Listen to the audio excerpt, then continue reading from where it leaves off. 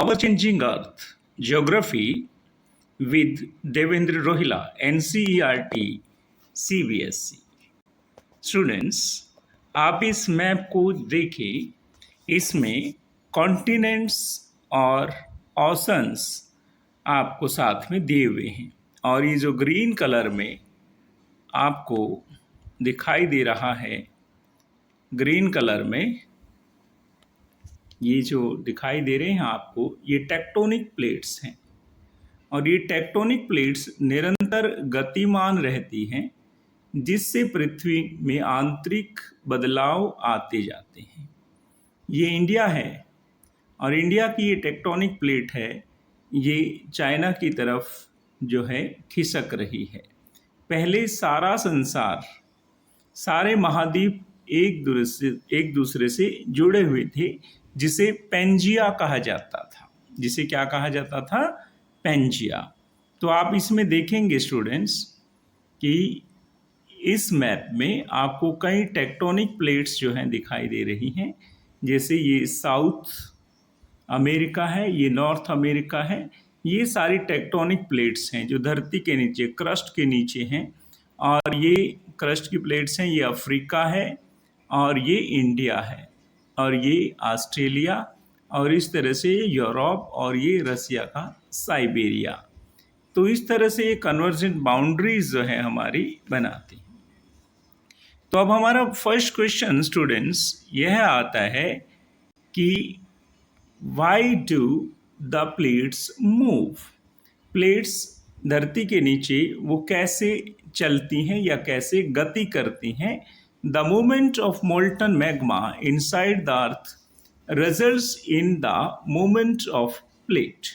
The movement of molten magma, crust जो धरती की सबसे पतली थिन लेयर है, उसके नीचे जो मेंटल है, और मेंटल में मैग्मा पिघली हुई अवस्था में सारी चट्टानें हैं, जिसे मैग्मा कहा जाता है, उसमें गतिविधि होती है, और उससे जो हैं टेक्टोनिक प्लेट्स जिस पर हमारे महाद्वीप बने हुए हैं वह हिलते हैं। तो लिथोस्फीयर प्लेट क्या है? लिथोस्फीयर, लिथो का मतलब होता है चट्टान। The lithosphere is broken down into a number of plates known as the lithosphere plates. आपने पिछले इसमें देखा कि ये किस तरह से टूट टूट कर जो है, एक ही प्लेट थी और धीरे धीरे ये कई हिस्सों में बंट गई। The movement of the earth, धरती की गति, the movement of the earth, the movement of the earth में the movement of these plates causes changes on the surface of the earth. जो धरती का हिस्सा हमें दिखाई दे रहा है उसमें बदलाव आता है। करोड़ों वर्ष पहले कहते हैं कि हिमालय पर्वत की जगह यहाँ टेथिस सागर था।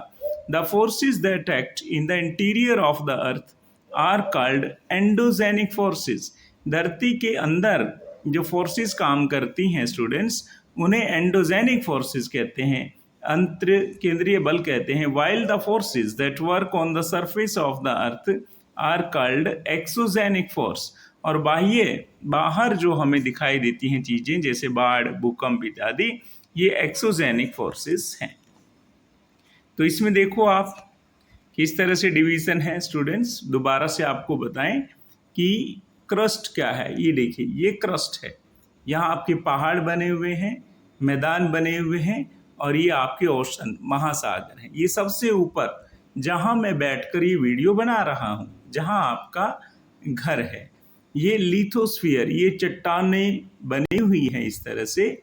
और उसके बाद ये मेंटल शुरू हो जाता है students.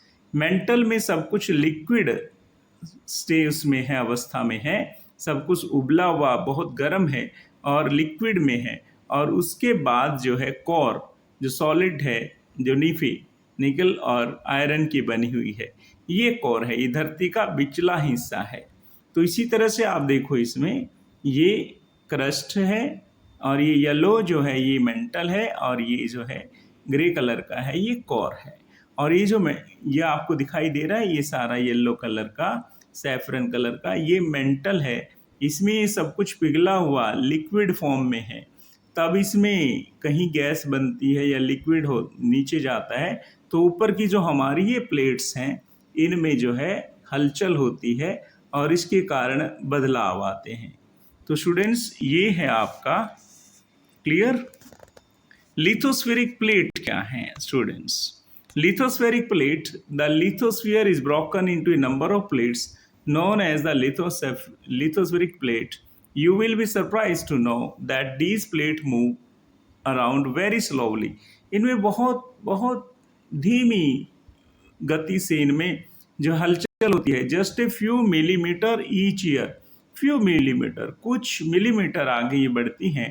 This is because of the movement of the molten magma inside the earth. इसका आप उदाहरण देख सकते, कहीं यदि दलदल है और वो दलदल काफ़ी मोटी है, यदि आप उस पर चलते हैं तो वो हिलती है। तो इसी तरह से जो हमारा मेंटल है, वो इसी तरह से जो हमारी प्लेट्स हैं ऊपर, वो जब वजन डालती हैं तो वो आगे जो है खिसकने के लिए मजबूर होती है। नेक्स्ट स्टूडेंट्स, अब इसमें देखेंगे the earth movement are divided on the basis of the forces cause them. The earth movements are divided on the basis of the forces which cause them. कौन से फोर्सेस अर्थ में काम कर रहे हैं? एंडोजेनिक फोर्सेस, जो धरती के अंदर, जो हमें नहीं दिखाई दे रहे। The forces which act in the interior of the earth are called endogenic forces, और forces that work on the surface of the earth are called exogenic जो है forces। इनको हम exogenic forces स्टूडेंट्स कहते हैं, जैसे बाढ़ है, भूकंप है, हवा का चलना है, ये सारी चीज़ें। तो अभी इसमें आपके पास एक चार्ट है जो आपकी बुक में भी है, earth movement, these are endogenic and it is exogenic. Sudden forces, endogenic में सडन फोर्सेस क्या है? अभी आप बैठे हैं, आराम से वीडियो सुन रहे हैं, एकदम धरती हिलती है, इसे कहते हैं अर्थक्वेक। क्या कहते हैं? अर्थक्वेक। ये सडन फोर्सेस हैं, अचानक। अर्थक्वेक, वल्केनो, वल्केनो बहुत सालों तक स्लीपिंग मोड में रहता, फिर अचानक उसमें से धुआं और राख निकलने लग जाती, इसे वल्केनो। और लैंडस्लाइड, पर्वत जो है बड़े आराम से आपको दिखाई दे रहा है कि पर्वत बिल्कुल ठीक है, परंतु एक क्षण में ही वो पूरा का पूरा पर्वत खिसक जाता है, इसको हम कहते हैं सडन फोर्सेस। और ये है डायस्ट्रॉफिक फोर्सेस, ये है बिल्डिंग माउंटेन्स। माउंटेन्स भी बनते हैं, मैंने बताया था अभी हिमालय पर्वत करोड़ों वर्ष पहले टैथिस सागर की जगह उभरा था। और इसी तरह एक्सोजेनिक फोर्सेस क्या हैं? इरोजनल एंड डिपोजिशनल, कहीं से मिट्टी का उड़ना और कहीं पर जमा होना। इरोजनल होता है कटाव और डिपोजिशनल होता है जमाव। जब धूल आती है तो आपके घर में आपने देखा होगा धूल की एक पूरी परत चढ़ जाती है, उसे हम कहते हैं डिपोजिशनल। तो ये काम कौन कौन करता है? रिवर, नदी, नदी अपने साथ रेत लेकर आती है, ये एक्सोजेनिक हमें दिखाई देता है। विंड, विंड भी आंधी में अपने साथ रेत लेकर आती है। सी वेव्स जो है समुद्री जो हैं लहरें, वह भी एक्सोजेनिक। और ग्लेशियर, जो बर्फ़ के पहाड़ नीचे आते हैं तो उन्हें ग्लेशियर कहते हैं। These are the earth movement. There are two types of earth movement students, endogenic and exogenic. Endogenic is consist of sudden forces and dystrophic forces. Sudden forces are earthquake, volcano, landslide. Dystrophic forces में building mountains. Exogenic forces में erosional and depositional, इसमें river, wind, sea waves and glacier। ये chart आप अपनी copy में जरूर बनाएं और इसको महसूस भी करें। Evolution of landforms. Next students, आपके पास what do you mean by endogenic and exogenic? Endo means inside plus zenic, origin, यानी कि जिनका ओरिजन इनसाइड में है वह एंडोजेनिक, और एक्सो मीन आउटसाइड, और जिनका ओरिजन बाहर हमें दिखाई देता है, these are called exogenic forces. तो ये वर्ड आप सीखेंगे वर्ड ओरिजन में। नेक्स्ट हमारे पास है स्टूडेंट्स, ये इसमें देखें आप बड़े ध्यान से, अर्थ मूवमेंट में एंडोजेनिक फोर्सेस में, सडन फोर्सेस में अर्थक्वेक, वोल्केनो, ठीक है, लैंडस्लाइड, और डायस्ट्रॉफिक फोर्सेस में बिल्डिंग जो है माउंटेन्स। ये देखिए अर्थक्वेक में ये बिल्डिंग्स जो है डाउनफॉल हो गई, लैब कोलैप्स हो रही हैं, ये बिल्डिंग जो है, this is an example of earthquake. और अर्थक्वेक आया तो धरती के अंदर है, परंतु इसके इफेक्ट्स जो हैं वो सरफेस पर हमें नजर आते हैं। नेक्स्ट क्वेश्चन हमारे पास है कि what do you mean bye endogenic and exogenic forces? The movement of the earth is divided on the basis of the forces which cause them.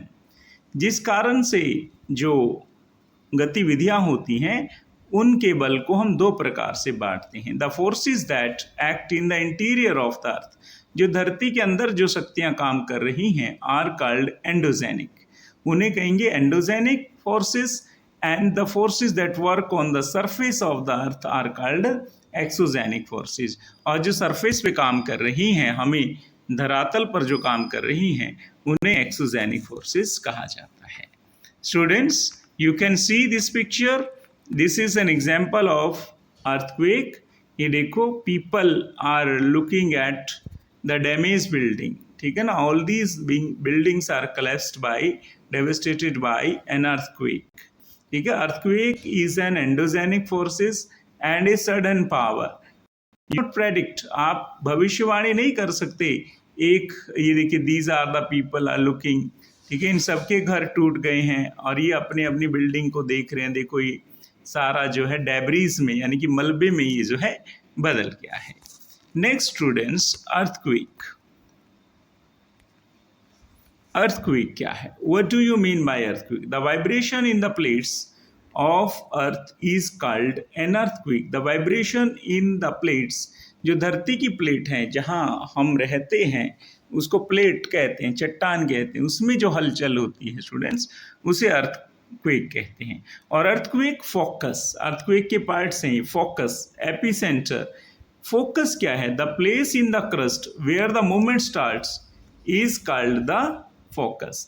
और epicentre, the place on the surface above the focus is called epicentre. The place in the crust where the movement start is called the focus. जहाँ से भूकंप शुरू हुआ है, suppose कीजिए कि भूकंप यहाँ से शुरू होता है, ये फोकस, और ये फिर ऊपर तक जाता है, तो जो हमें दिखाई देता है वो epicentre. The place on the surface above the focus is called epicentre. यानी कि फोकस के बिल्कुल ऊपर, इसे हम एपिसेंटर कहते हैं. Although earthquake can not be predicted, earthquake को आप प्रेडिक्ट नहीं कर सकते. The impact can certainly B minimised, और इसके इम्पैक्ट को हम कम कर सकते हैं. इस तरह की बिल्डिंग बनाएं जो भूकंप रोधी हों. ठीक है, जिनमें भूकंप सहने की क्षमता ज़्यादा हो. नेक्स्ट, ये देखो स्टूडेंट्स, मैंने अभी जो टर्म्स आपको बताए थे, एपिसेंटर एंड फोकस. ये धरती के अंदर क्रस्ट में हलचल हुई और इससे ये वाइब्रेशंस निकली जो बहुत सारी एनर्जी रखती है. यही वाइब्रेशन की एनर्जी जो है ये घरों को गिराती हैं. और यहाँ हम रहते हैं ऊपर धरती, ये पहाड़ है, मैदान है, तो यहाँ फोकस के बिल्कुल ऊपर एपिसेंटर है. और यानी कि फोकस के बिल्कुल ऊपर जो स्थान होगा, उस एरिया के आसपास ज़्यादा जो है डैमेज, यानी कि नुकसान होता है, ज़्यादा हानि होती है, ज़्यादा घर इसमें जो है गिरने की संभावनाएं होती हैं. ये एपिसेंटर है और एपिसेंटर जस्ट ऊपर होता है फोकस के. Next students, this is another picture.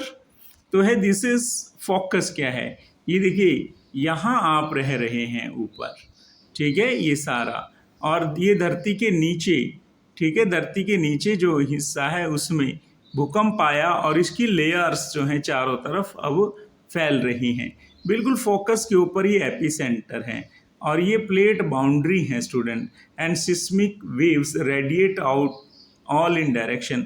और जो सिस्मिक तरंगे हैं, जो भूकंप की तरंगे हैं, वो चारों तरफ, ठीक है, इधर भी चारों तरफ जो है वो फैल जाती हैं. इन्हें कहते हैं सिस्मिक रेस. अब ओरिजिन ऑफ अर्थक्वेक है ये. नेक्स्ट स्टूडेंट्स, अर्थक्वेक एक केस स्टडी. थोड़ा सा हम ध्यान से देखें अखबारों की कटिंग पर. अर्थक्वेक हिट्स भुज. भुज गुजरात का एक हिस्सा है. A massive earthquake measuring 6.9 on Richter scale.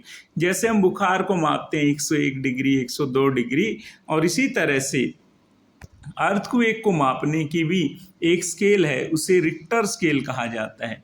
और 6.9 रिक्टर स्केल, जैसे यदि 103 यदि आपको बुखार है तो ज़्यादा बुखार माना जाता है. यदि 5 से ज़्यादा रिक्टर स्केल का भूकंप है तो वह ज़्यादा खतरनाक माना जाता है. और ये 6.9 यानी कि 7 रिक्टर स्केल का भूकंप कब आया था? 26 जनवरी 2001 को आया था। और इसमें भुज गुजरात का एक टाउन है, बहुत ज़्यादा इसमें नुकसान हुआ था। क्या क्या नुकसान हुए थे? स्कूल वर्स्ट अफेक्टेड, इसमें स्कूल सबसे ज़्यादा अफेक्टेड हुए थे, क्योंकि उस दिन रिपब्लिक डे था, 26 जनवरी था, 2001 था। तो at least 971 students and 31 teachers are feared to have lost their lives following the collapse of the school building. जैसे ही स्कूल की बिल्डिंग गिरी, उसमें 971 बच्चे उस टाइम फंक्शन मना रहे थे अपने स्कूल में, ठीक है। 31 टीचर्स वहाँ थे, तो वो सारे के सारे बच्चे जो हैं वो दबकर मर गए अपने अध्यापकों समेत। नेक्स्ट थर्ड खबर क्या थी? भुज रिलीफ ऑफर्ड, ठीक है, बिलाइटेड, यानी कि 3 days after the earthquake concern rose about food, blankets and medical supplies not reaching everywhere. क्योंकि भूकंप सर्दियों में आया था तो कंबल चाहिए थे, खाना चाहिए थे, उसमें कहा कि अभी सबको समय से नहीं मिल पा रहे हैं। नेक्स्ट है डिस्ट्रक्शन ऑफ भुज, क्या विनाश हुआ था? फोन लाइंस, फोन के खंभे उखड़ गए थे। वाटर पाइपलाइन, पानी की पाइपलाइन जो है वो सारी तहस नहस हो गई थी। एंड वाटर स्टेशंस, ट्रांसमिशंस, और जो पानी की टंकियां थी वो सारी कोलैप्स हो गई थी। Lines were knocked out.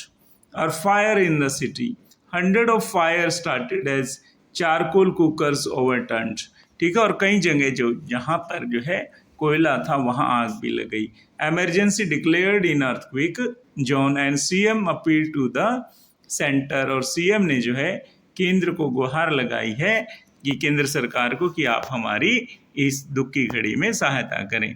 तो it is earthquake A case study आपने किया। Next students, an earthquake is measured with A machine. Earthquake को नापने वाली मशीन कॉल्ड सिस्मोग्राफ। इसको क्या कहा जाता है? सिस्मोग्राफ। जैसे हम थर्मामीटर से बुखार मापते हैं ना, तो ये सिस्मोग्राफ है। तो it is an earthquake is measured with a machine called seismograph. The magnitude of the earth is measured on the Richter scale. जैसे हम बुखार को डिग्री में नापते हैं, तो इसको अर्थक्वेक को हम रिक्टर स्केल में मापते हैं। तो आपने याद रखना है, सिस्मोग्राफ एक मशीन है जो नापती है, जो हमें बताती है कि कितना पावरफुल भूकंप है, और पावरफुल बताने के लिए जो स्केल है उसे कहते हैं Richter scale. Next, Richter scale क्या है स्टूडेंट्स?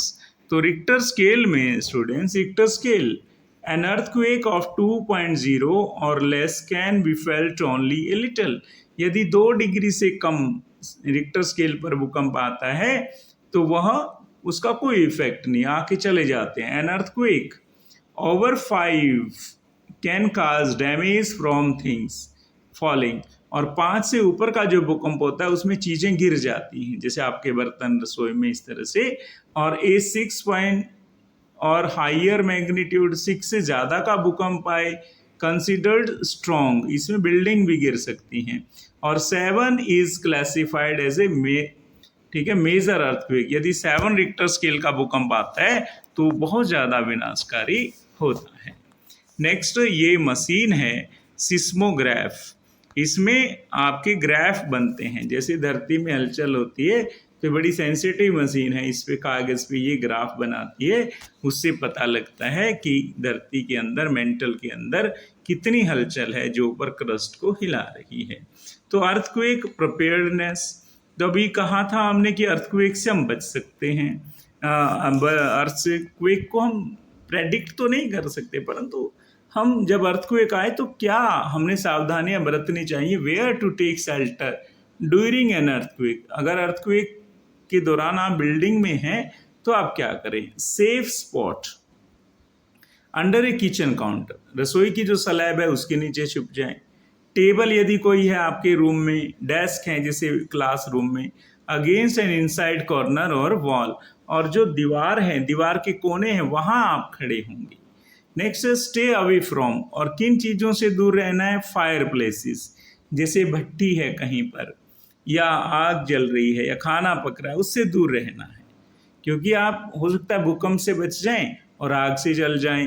एरियाज अराउंड चिमनीज, जहाँ से धुआं निकलता है, विंडोज खिड़कियों से, दैट शेल्टर इंक्लूडिंग मिरर्स शीशों से भी आपने दूर रहना है, और पिक्चर फ्रेम्स जहाँ पिक्चर फ्रेम टंगे हुए हैं उनसे भी।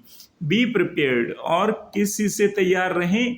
Spread awareness amongst your friends and family members and face any disaster confidentially, और आपने लोगों को भरोसा दिलाना है कि कोई बात नहीं, विपदा आ गई है, अब सही समय आ जाएगा, थोड़ा आपने हौसला और साहस रखना है।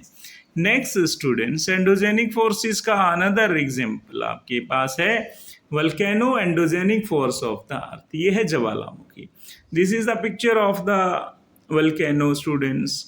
ये जो आपको इसमें रेड दिखाई दे रहा है, ये मैग्मा चैम्बर है, ये मेंटल है पूरा, ये मैग्मा चैम्बर है। इसमें मैग्मा क्योंकि आग लगी रहती है, और जहाँ भी आपको वो सरफेस पे कमज़ोर दिखाई देता है तो उसको तोड़ना शुरू कर देता है गर्म करके। तो ये मैग्मा जो है रास्ता ढूंढता है, बाहर चला जाता है। ये देखिए गैसेस एंड एस, ये गैस निकल रही है पहले और फिर एस, कई दिनों तक पहले गैस निकलेगी और फिर राख निकलेगी और उसके बाद मैग्मा का नंबर आता है। और मैग्मा एक रास्ते से नहीं, कई रास्तों से जो है बाहर आता है, उसे कहते हैं वेंट। क्या कहते हैं? वेंट। मैग्मा ये कॉस्ट है, और जब मैग्मा बाहर आ जाता है स्टूडेंट्स तो उसको हम कहते हैं लावा। क्या कहते हैं? लावा। इस तरह से ये आपका वल्केनो का जो है आपने चित्र देखा है। Next is eruption of A volcano. इसमें आप महसूस कर सकते हैं, सर से पूछ सकते हैं अपने टीचर से कि सर ये देखिए ये वल्केनो है, ये पूरा पहाड़ है, ठीक है, और ये देखो कितना सारा धुआं और गैस इसमें से निकल रही है और कई दिनों तक ये चलता रहता है, कई दिनों तक ये चलता रहता है। बात तो कई कई शहरों तक जो है ये अंधेरा कर देता है। इसे कहेंगे एरप्शन ऑफ ए वोल्केनो। और ये देखिए इसमें रेड कलर का राख के बाद फिर इसका भयावह रूप आता है, मैग्मा फ्रॉम ए वोल्केनो। अब ये देखो ये जो लिक्विड फॉर्म में होता है, बहुत गर्म होता है, ये चारों तरफ जो फैल रहा है ये मैग्मा है स्टूडेंट्स। और ये मैग्मा बहुत गर्म होता है, जिस भी एरिया में जाता है वहाँ के पेड़ पौधों को जलाता हुआ चलता है और फिर ये लावा कहलाता है। Next, major landform. Do you know?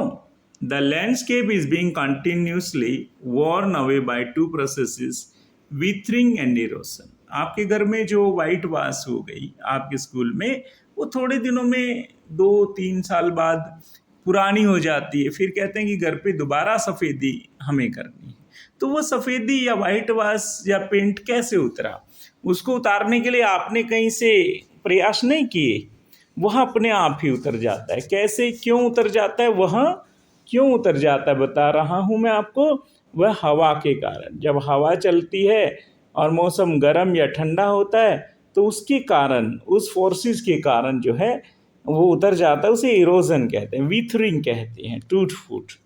The landscape is being continuously worn away by two processes, withering and erosion. Withering is the breaking up of rocks on the surface. और बड़े बड़े पत्थर जो हैं पहाड़ों पर टूट जाते हैं, ठीक है, उससे विथरिंग कहते हैं। और erosion is the wearing away of landscape by different agents like water, पानी अपने साथ मिट्टी को काट के ले जाता है, विंड है और आइस है। The eroded material is carried away और ट्रांसपोर्टेड बाय वाटर, और जो भी इरोडेड मटेरियल है, जो भी टूट फूट है, पानी उसको सरका के आगे ले जाता है, विंड उसको बहा के ले जाती है धूल को, एंड इवेंचुअली डिपॉजिटेड, कहीं जाके जमा कर देती है। तो रेगिस्तान में, डेजर्ट में सैंड ड्यून्स जो हैं अपना स्थान बदलते रहते हैं, रेत के बड़े बड़े ढेर, टिब्बे, जिसे सैंड ड्यून्स कहा जाता है, तो एक स्थान से इरोज होके दूसरी जगह डिपॉजिट हो जाते हैं। This process of erosion and deposition create different landform on the surface of the अर्थ। और इस तरह से जो है धरती के सरफेस में निरंतर बदलाव आते रहते हैं। Next, work of a river. नदी क्या काम करती है?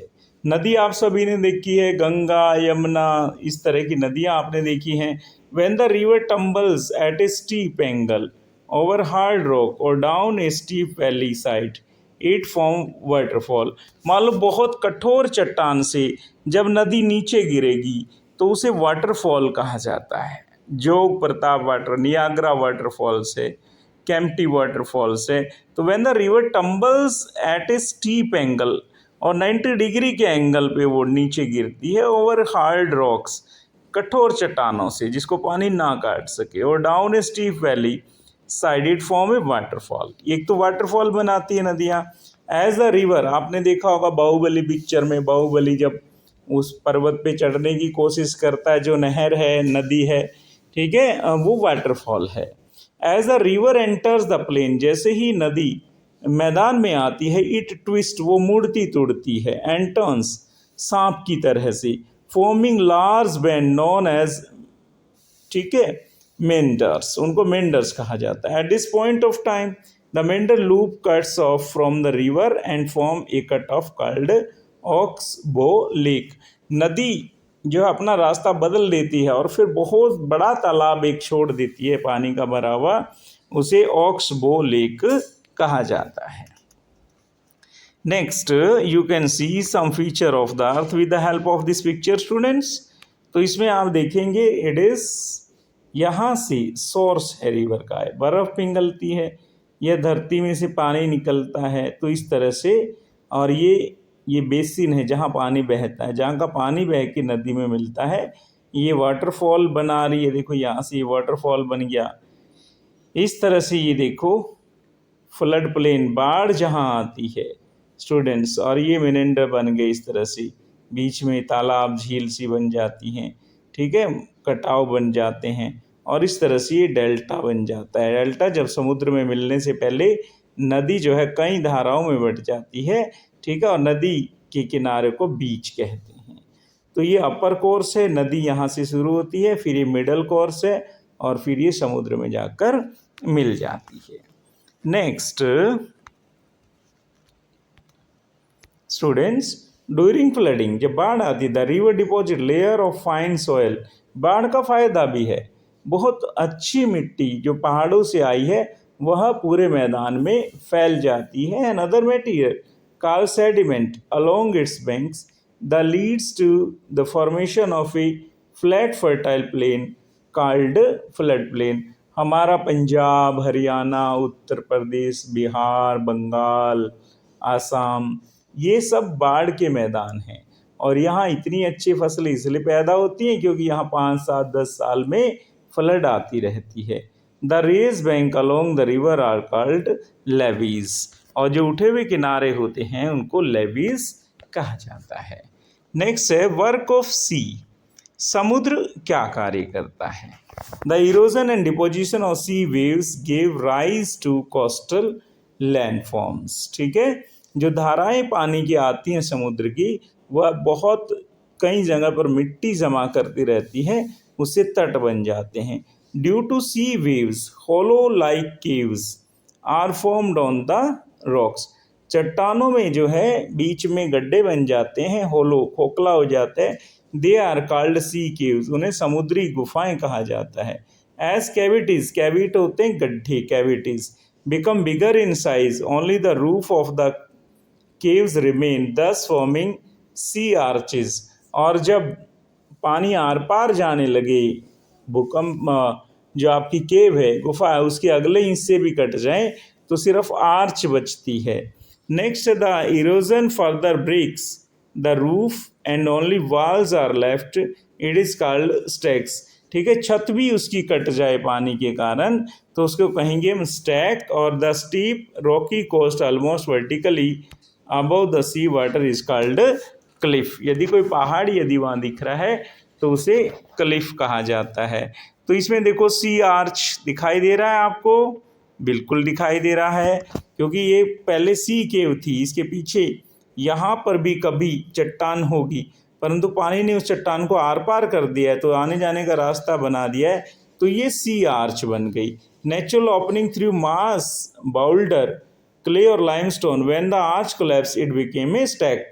और जब ये आर्च, मान लो ये वाला हिस्सा कट जाएगा, जब ये वाला हिस्सा, तो फिर ये अलग अलग चट्टानें दिखेंगी, इन्हें हम कहेंगे स्टैक। तो next is work of ice. बर्फ क्या कार्य करती है, यानी कि ग्लेशियर। ग्लेशियर क्या है, हिम नदी है। करोड़ों वर्षों से नॉर्थ पोल पे, साउथ पोल पर, और जो ऊंचे पर्वत हैं 5-6 हज़ार मीटर से ऊंचे पर्वत हैं, वहाँ बर्फ जमी रहती है। करोड़ों वर्षों से बर्फ जमी हुई है। Glacier are rivers of ice. Glacier को बर्फ की नदी कहा जाता है। Which erode the landscape by bulldozing soil and stone to expose the solid rocks below. Next are the material carried by the glacier, such as big and small rocks, sand and silt gets deposited. The material carried by the glacier. Glacier क्या क्या लेके आता है, such as big and small rocks, बड़ी और छोटी चट्टानें, ठीक है, ये सारी जमा कर देता है। और these deposits from glacier moraines, इन्हें मोरेनेस कहा जाता है। As the ice melts they get filled up with water and become beautiful lakes। और जैसे ही बर्फ़ पिघलती है तो वहाँ पर झीलें बन जाती हैं। तो ये आपको दिखाई दे रहा है, ग्लेशियर का चित्र है, ये सारा बर्फ़ जो आपको दिखाई दे रहा है। Next is what is erosion. Students, पूरा चैप्टर हम कर रहे हैं। जो कटाव क्या है, erosion is defined as wearing of landscape by different agents like water, wind and ice. ठीक है, the process of erosion and deposition create different landforms on the surface. How are flood plains formed. बाढ़ के मैदान कैसे बनते हैं। When a river overflow its banks, जब नदियों अपने किनारे तोड़ देती है तो वो खेतों में चला जाता है, वो पानी बस्तियों में चला जाता है, तो अनवांटेड वाटर को फ्लड कहते हैं। It result in the flooding of the area surrounding it. When it floods it deposit a layer of fine soil, और एक अच्छी मिट्टी, बढ़िया मिट्टी, ताज़ी मिट्टी की जो है एक लेयर को वहाँ बिछा देता है। Other material called sediments the swamping a fertile layer of soil are called flood plains. Next students, आपके साथ क्वेश्चन है कि what are the oxbow lakes. When the river enter the plain it twist and turns forming large bends known as meanders. In due course of time, the meander loops start to cut away from the river from cut-off lakes known as the oxbow lake और oxbow lake जो है वो बन जाती है। What are sand dune? रेत के टिब्बे क्या हैं। When the wind blows, it lifts transport sand from one place to another. When the wind stops blowing, the sand falls and deposits in the low hill structure, low hill like structure, these are called sand dune। छोटे छोटे पहाड़ का रूप जो है रेत ले लेता है, उसे हम सैंड ड्यून्स कहते हैं। स्टूडेंट्स, मैच इट, इसको मैच करेंगे। Glacier, what do you mean by glacier. River of ice, meanders, rivers का है beach, seashore. Sand dunes, deserts में है। वाटरफॉल, हार्ड बेड रॉक, जिन कठोर चट्टानें होती हैं। Earthquake, vibration of the earth, earth में जब जो है मूवमेंट होता है। नेक्स्ट है रीजन, कारण क्या है। Students, what are the reason. Building collapse due to earthquakes.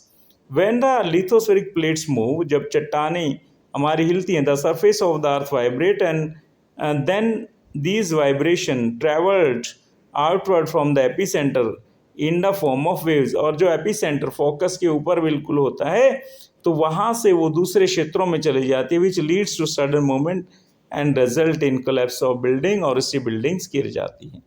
Flood plains are very fertile. Yes, flood plains are very fertile because at the times when the river water overflows it result in the flooding of the neighbouring areas. और पड़ोसी क्षेत्रों में पानी फैल जाता है। The deposit of layer of fine soil and other sediments, जो other sediments on the banks of the river which leads to fertile flood plain. और जो बाढ़ के जो मैदान होते हैं बहुत ही ज़्यादा उपजाऊ होते हैं।